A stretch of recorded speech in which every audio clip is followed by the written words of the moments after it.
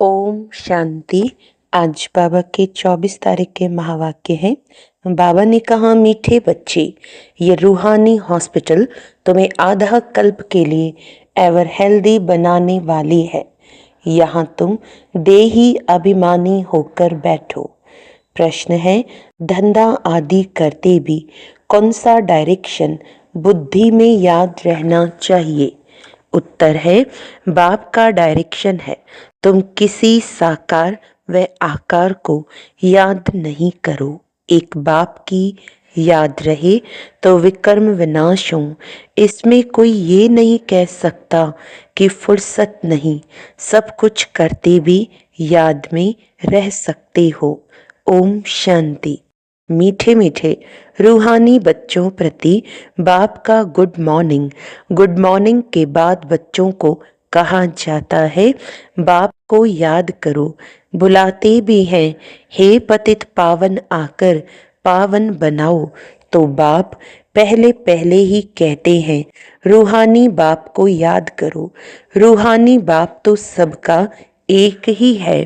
Father को कभी सर्वव्यापी नहीं माना जाता है। तो जितना हो सके बच्चे पहले पहले बाप को याद करो। कोई भी साकार व आकार को याद नहीं करो सिवाय एक बाप के। यह तो बिल्कुल सहज है ना। मनुष्य कहते हैं हम बिजी रहते हैं, फुर्सत नहीं, परंतु इसमें तो फुर्सत सदैव है। बाप युक्ति बतलाते हैं। यह भी जानते हो, बाप को याद करने से ही हमारे पाप भस्म होंगे। मुख्य बात है यह, धंधे आदि की कोई मना नहीं है। वह सब करते हुए सिर्फ बाप को याद करो तो विकर्म विनाश हो। ये तो समझते हैं हम पतित हैं। साधु संत ऋषि मुनि आदि सब साधना करते हैं। साधना की जाती है भगवान से मिलने की।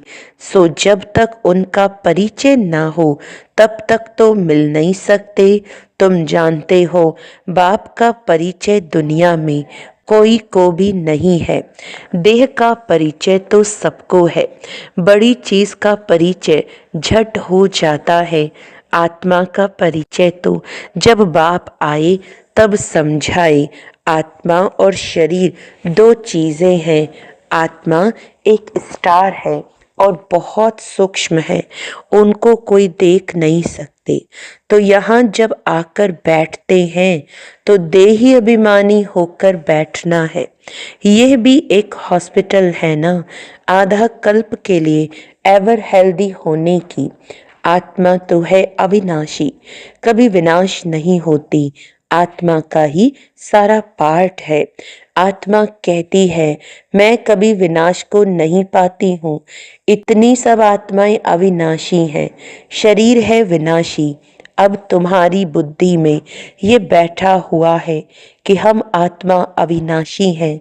हम 84 जन्म लेते हैं। ये ड्रामा है। इसमें धर्म स्थापक कौन कौन कब आते हैं, कितने जन्म लेते होंगे, ये तो जानते हो। 84 जन्म जो गाए जाते हैं जरूर किसी एक धर्म के होंगे। सभी के तो हो न सके। सब धर्म इकट्ठे तो आते नहीं। हम दूसरों का हिसाब क्यों बैठ निकालें।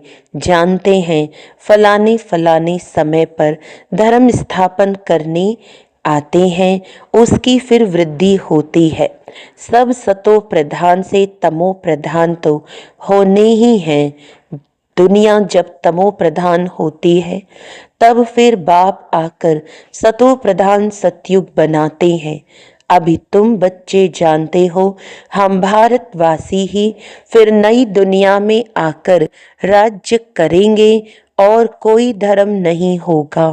तुम बच्चों में भी जिनको ऊंच मर्तबा लेना है वे जास्ती याद में रहने का पुरुषार्थ करते हैं और समाचार भी लिखते हैं।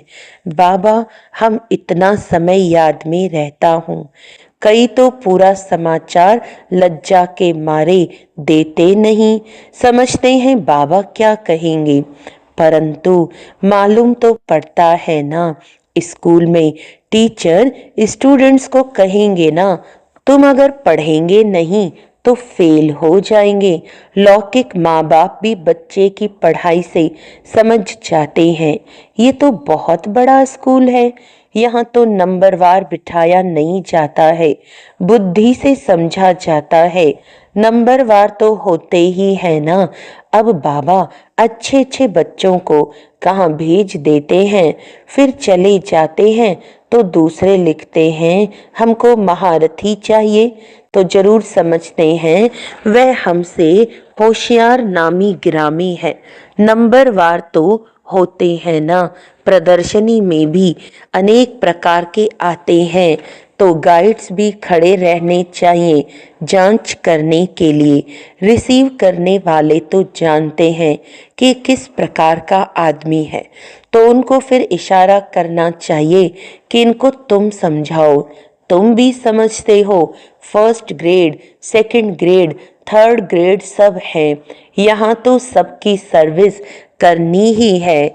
कोई बड़ा आदमी है तो जरूर बड़े आदमी की खातिरी तो सब करते ही हैं। ये कायदा है।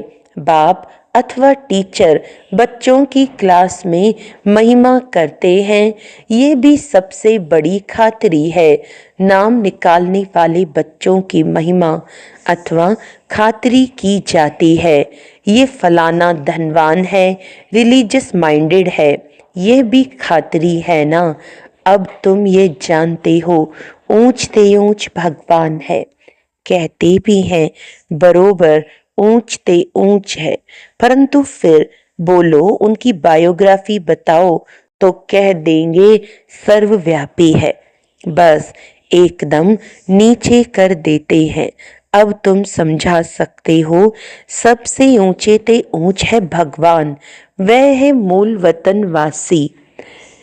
सूक्ष्म वतन में है देवताएं, यहाँ रहते हैं मनुष्य, तो ऊंच ते ऊंच भगवान वह निराकार ठहरा। अभी तुम जानते हो हम जो हीरे मिसल थे सो फिर कौड़ी मिसल बन पड़े हैं, फिर भगवान को अपने से भी जास्ती नीचे ले गए हैं। पहचानते ही नहीं हैं। तुम भारतवासियों को ही पहचान मिलती है, फिर पहचान कम हो जाती है। अभी तुम बाप की पहचान सबको देते जाते हो, ढेरों को बाप की पहचान मिलेगी। तुम्हारा मुख्य चित्र है ही ये त्रिमूर्ति, गोला, झाड़, इनमें कितनी रोशनी है, ये तो कोई भी कहेंगे ये लक्ष्मी नारायण सतयुग के मालिक थे। अच्छा, सतयुग के आगे क्या था यह भी अभी तुम जानते हो। अभी है कलयुग का अंत और है भी प्रजा का प्रजा पर राज्य। अभी राजाई तो है नहीं, कितना फर्क है। सतयुग के आदि में राजाएं थे और अभी कलयुग में भी राजाएं हैं। भल कोई वह पावन नहीं है, परंतु कोई पैसा देकर भी टाइटल ले लेते हैं। महाराजा तो कोई है नहीं, टाइटल खरीद कर लेते हैं, जैसे पटियाला का महाराजा, जोधपुर बीकानेर का महाराजा। नाम तो लेते हैं ना, ये नाम अविनाशी चला आता है। पहले पवित्र महाराजाएं थे, अब हैं अपवित्र महाराजाएं। अक्षर चला आता है। इन लक्ष्मी नारायण के लिए कहेंगे ये सतयुग के मालिक थे। किसने राज्य लिया अभी तुम जानते हो। राजाई की स्थापना कैसे होती है। बाप कहते हैं मैं तुमको अभी पढ़ाता हूँ 21 जन्मों के लिए। वह तो पढ़कर इसी जन्म में ही बैरिस्टर आदि बनते हैं। तुम अभी पढ़कर भविष्य महाराजा महारानी बनते हो। ड्रामा प्लान अनुसार नई दुनिया की स्थापना हो रही है। अभी है पुरानी दुनिया, भल कितने भी अच्छे अच्छे बड़े महल हैं, परंतु हीरे जवाहरातों के परंतु हीरे जवाहरातों के महल तो बनाने की कोई में ताकत नहीं है। सतयुग में ये सब हीरे जवाहरातों के महल बनाते हैं ना, बनाने में कोई देरी थोड़ी लगती है। यहाँ भी अर्थक्वेक आदि होती है तो बहुत कारीगर लगा देते हैं, 1-2 वर्ष में सारा शहर खड़ा कर देते हैं। नई दिल्ली बनाने में करके 8-10 वर्ष लगे, परंतु यहाँ के लेबर और वहाँ के लेबर्स में तो फर्क रहता है ना। आजकल तो नई नई इन्वेंशन भी निकालते रहते हैं।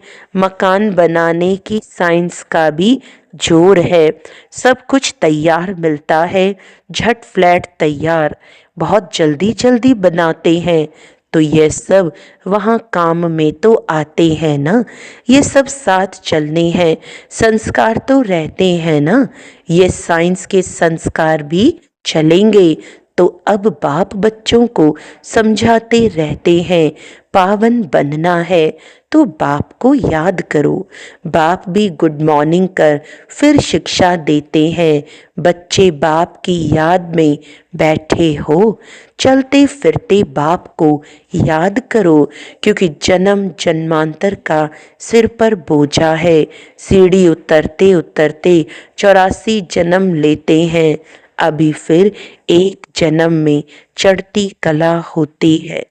जितना बाप को याद करते रहेंगे उतना खुशी भी होगी, ताकत मिलेगी।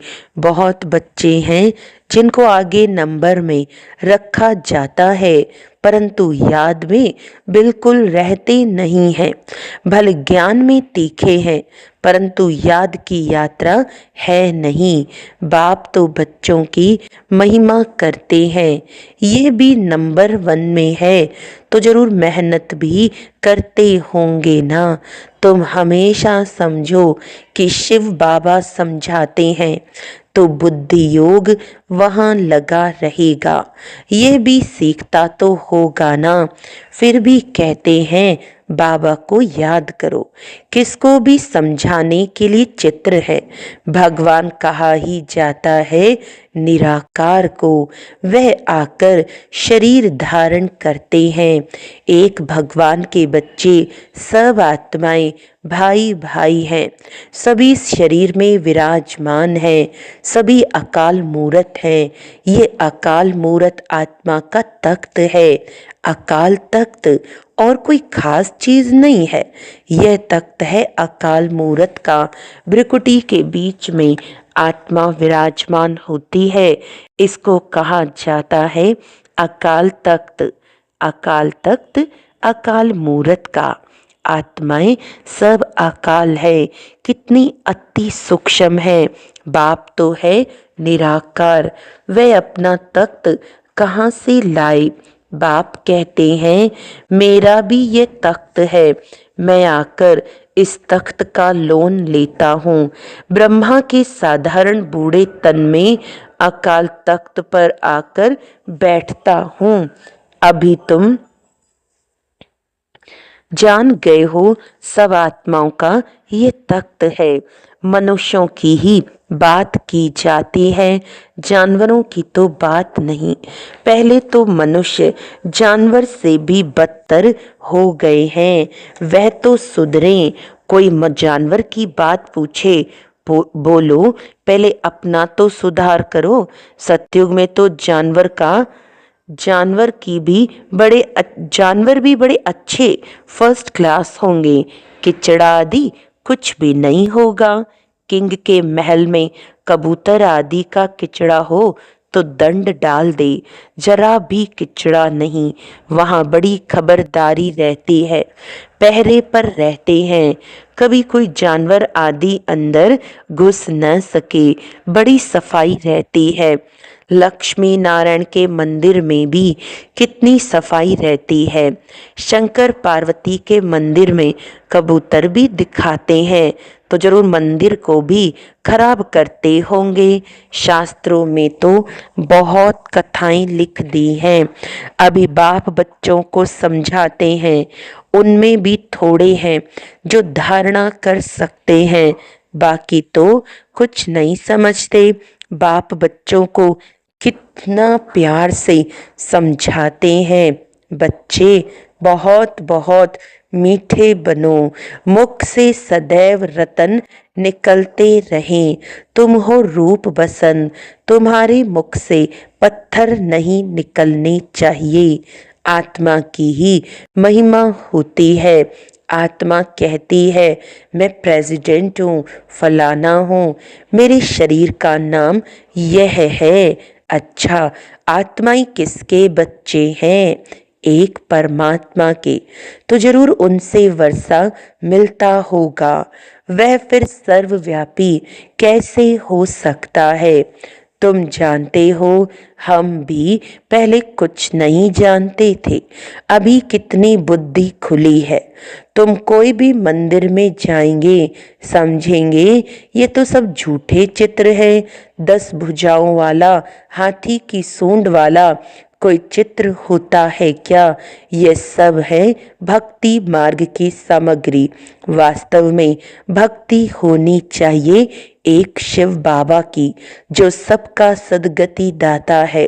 तुम्हारी बुद्धि में है, ये लक्ष्मी नारायण भी 84 जन्म लेते हैं, फिर ऊंचते ऊंच बाप ही आकर सबको सद्गति देते हैं। उनसे बड़ा कोई है नहीं। ये ज्ञान की बातें तुम्हारे में भी नंबरवार धारणा कर सकते हैं। धारणा नहीं कर सकते तो बाकी क्या क्या काम के रहे? कई तो अंधों की लाठी बनने के बदले अंधे बन जाते हैं। गऊ जो दूध नहीं देती है तो उसे पिंजरपुर में रखते हैं। ये भी ज्ञान का दूध नहीं दे सकते हैं। बहुत है जो कुछ पुरुषार्थ नहीं करते, समझते नहीं कि हम कुछ तो किसका कल्याण करें। अपनी तकदीर का ख्याल ही नहीं रहता है। बस जो कुछ मिला सो अच्छा, तो बाप कहेंगे इनकी तकदीर में नहीं है। अपनी सद्गति करने का पुरुषार्थ तो करना चाहिए, देही अभिमानी बनना है। बाप कितना ऊंचते ऊंच है और आते देखो कैसे पतित दुनिया पतित शरीर में है। उनको बुलाते ही पतित दुनिया में है। जब रावण दुख देते हैं तो बिल्कुल ही भ्रष्ट कर देते हैं, तब बाप आकर श्रेष्ठ बनाते हैं। जो अच्छा पुरुषार्थ करते हैं वे राजा रानी बन जाते हैं। जो पुरुषार्थ नहीं करते वे गरीब बन जाते हैं। तकदीर में नहीं है तो तदबीर भी कर नहीं सकते। कोई तो बहुत अच्छी तकदीर बना लेते हैं। हर एक अपने को देख सकते हैं कि हम क्या सर्विस करते हैं। अच्छा, मीठे मीठे सिक्के लदे बच्चों प्रति माता पिता बाप दादा का याद प्यार और गुड मॉर्निंग। रूहानी बाप की रूहानी बच्चों को नमस्ते।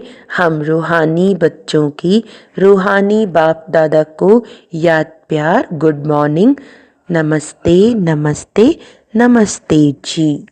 धारणा के लिए मुख्य सार है, रूप बसंत बन, मुख से सदैव रतन निकालने हैं। बहुत बहुत मीठा बनना है। कभी भी पत्थर यानी कटु वचन नहीं निकालना है।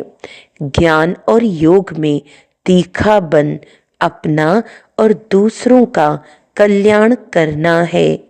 अपनी ऊंच तकदीर बनाने का पुरुषार्थ करना है। अंधों की लाठी बनना है। वरदान है, संतुष्टता द्वारा सर्व से प्रशंसा प्राप्त करने वाले सदा प्रसन्न चित्त भव। संतुष्टता की निशानी प्रत्यक्ष रूप में प्रसन्नता दिखाई देगी और जो सदा संतुष्ट व प्रसन्न रहते हैं उनकी हर एक प्रशंसा आवश्यक करते हैं। तो प्रशंसा प्रसन्नता से ही प्राप्त कर सकते हो। इसीलिए सदा संतुष्ट और प्रसन्न रहने का विशेष वरदान स्वयं भी लो और औरों को भी दो, क्योंकि इस यज्ञ की अंतिम आहुति सर्व ब्राह्मणों की सदा प्रसन्नता है। जब सभी सदा प्रसन्न रहेंगे तब प्रत्यक्षता का आवाज गूंजेगा, अर्थात विजय का झंडा लहराएगा। स्लोगन है डायमंड बन। डायमंड बनने का मैसेज देना ही डायमंड जुबली मनाना है। अच्छा, आज का व्यक्ति इशारा है एकांतवासी बनना, अर्थात चारों ओर के वाइब्रेशन से परे चले जाना। कई ऐसे होते हैं जिन्हें एकांत पसंद नहीं आता। संगठन में रहना, हंसना बोलना ज़्यादा पसंद आता, लेकिन यह हुआ बाहर मुक्ता में आना।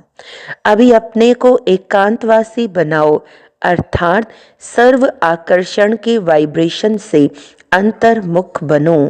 अब समय ऐसा आ रहा है जो यही अभ्यास काम में आएगा। अगर बाहर की आकर्षण के वशीभूत होने का अभ्यास होगा तो समय पर धोखा दे देगा। अच्छा, ओम शांति।